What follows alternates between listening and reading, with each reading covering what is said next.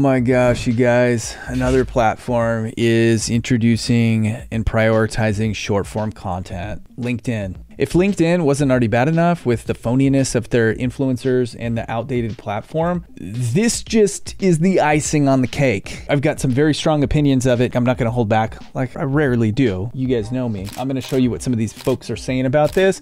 It's frustrating. Let's get into it. All right, ZDNet.com, you guys released this article. LinkedIn is testing a TikTok-like feed for short form videos. Great, because it hasn't ruined every other platform. And if you look at TikTok itself, it's trying to push longer form content. I don't understand why these platforms are going all in on shorts. Brainless, mindless short form content is completely poisoned social media. Let's just go to YouTube. Come to YouTube, type in youtube.com, scroll down. Oh, shorts, you know, more short. You just keep getting slammed with shorts. They just want you to watch more and more short form content because it keeps you in an addiction state. There's a dopamine hit every time you swipe and start a new video. And if it happens every 15 to 30 seconds, you end up staying on the platform for 20, 30 minutes and you don't even realize it, right? As opposed to we come to the platform, watch a 10-minute video. I always watch it in 2x speed now, because my brain has been TikTokified, and then I solve a problem and then I'm out. Before I go to bed and I'm scrolling on TikTok or I'm scrolling on shorts, I literally will sit there for 20 or 30 minutes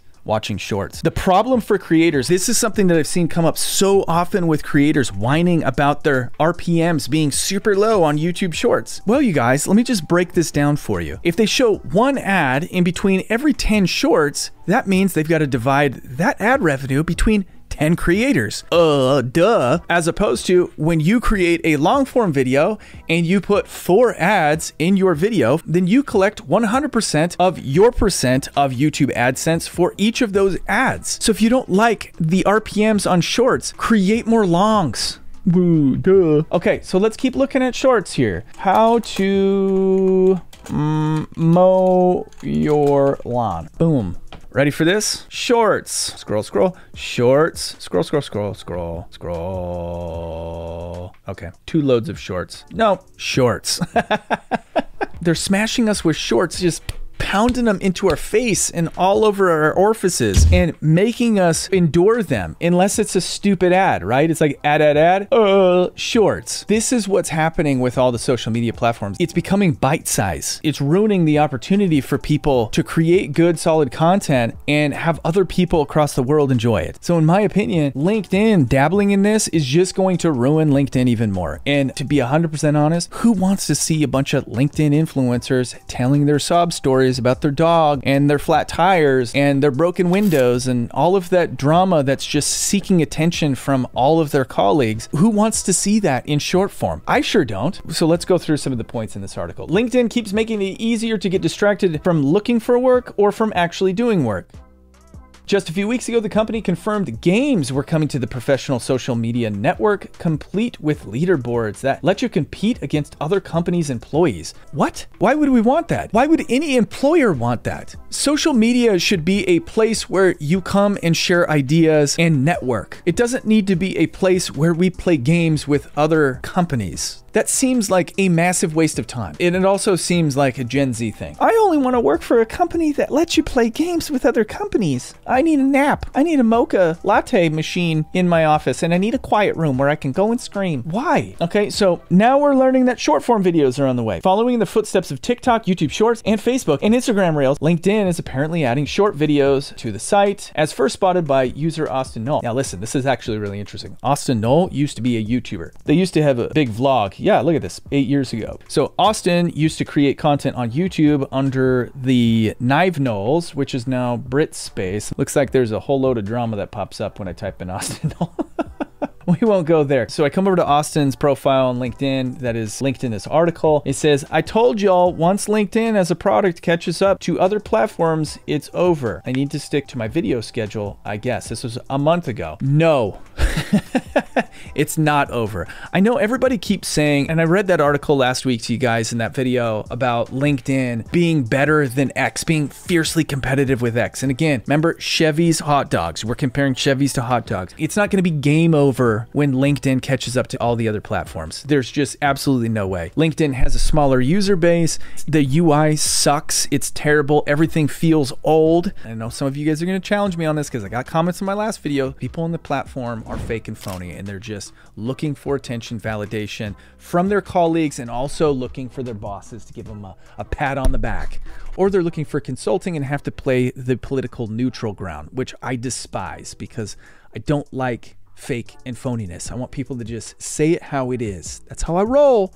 You guys know this about Uncle Raph. That's how I roll, my friends. With all of the negativity that I'm spouting about LinkedIn, this does open the door for opportunity. As much as I don't like it, I still feel like it's my responsibility to show you where there's opportunity when opportunity falls into thy lap. And right now, sitting in your lap is a big, fat, juicy wad of opportunity to put your YouTube shorts over on LinkedIn. In fact, I highly encourage it. Please bring all of the most entertaining content you could find over to LinkedIn. Maybe we can push that platform into being a little bit more relevant. So I found this article written by Jessica Phillips about why LinkedIn's push to short form video matters. I want to read a couple of elements from her article. So she's been saying it for a while, apparently. The proof is finally here. Video is a priority for LinkedIn. LinkedIn did this to us about 5-6 years ago. LinkedIn video is amazing. Live streaming on LinkedIn's amazing. LinkedIn's prioritizing it. You're going to get a ton of views. Didn't ever really pan out. That said, hopefully the nerds behind the scenes at LinkedIn have finally figured out how to make this work. So here's what Jessica is saying. Number one, LinkedIn is a place for education and learning. And if a picture speaks 1,000 words, video speaks 1,000,000. That's very profound, Jessica. Thank you for that. I should just end the video right there. Video speaks 1,000,000 words. But I'll keep going. Number two, build your personal brand. It's tough to build a personal brand without a face. That's why you recognize TV anchors, but not New York Times columnists. Video is your way to associate your face with your brand and others for credibility. I don't know how old Jessica is, but I feel like this is extremely cliche stuff. I'm wondering if she's a Gen Zer or if she used ChatGPT.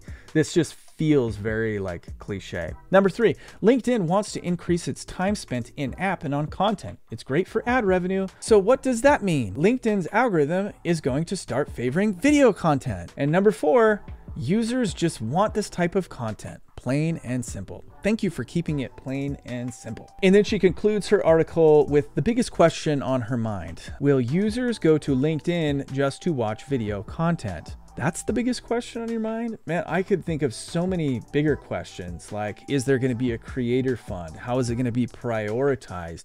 What are going to be the metrics that LinkedIn looks at in order for them to recommend content? What are the best practices? What do I think is going to happen? So LinkedIn has been kind of notorious for firing things up and then deprioritizing them. They did this with LinkedIn Live. They did this with stories. They did this with video the first time around. So what's ultimately going to happen with LinkedIn Shorts? Are they going to be successful or are they eventually going to be deprioritized like everything else that has been kind of cool on that platform? My expectation is that LinkedIn's going to roll this out. There's going to be a whole lot more user engagement and it's going to be a sticking point. I think that they're going to prioritize, just like Facebook, they're going to prioritize reels or short form content over long form content. And so it's going to be much more lucrative and better for creators to push their short form content on LinkedIn. I just think it's going to do a whole lot better than long form content at the end of the day. Because what ends up happening with long form content, you guys, all the time, and I'm sure you guys have seen this. I even see it on my YouTube feed. Most people have an average view duration that's somewhere between 40 and 60%. It's very rare that you're going to see 100% AVD. And on LinkedIn, because people are kind of looking at it and using the platform in the middle of their day, they're not necessarily going to LinkedIn to look for a specific video. When a long form video plays that doesn't work for them, the AVD is extremely short, 10 seconds, 15 seconds. Whereas with a short, because it is time killing friendly, it's easy to get hooked on short form content and stay on the platform for longer. Now, Instagram and Facebook both had issues with this because they haven't been able to serve up as much ad content in their Reels feeds as they do on their timeline feeds. And I could see this being kind of a big problem for LinkedIn because they make a lot of money from their advertising. Now, they also make a ton of money from their memberships, but if anything compromises the advertising side of things, I could see it being deprioritized. So that is my take. Now, if you guys like this type of content, make sure you hit that subscribe button. And if you're a business owner who wants to learn our secrets for growing a YouTube channel for businesses, click the link down in the description below, book a call. Love to chat with you. Check out this video right here on why you should be posting your videos on Twitter ASAP. Catch you on the next one. Bye.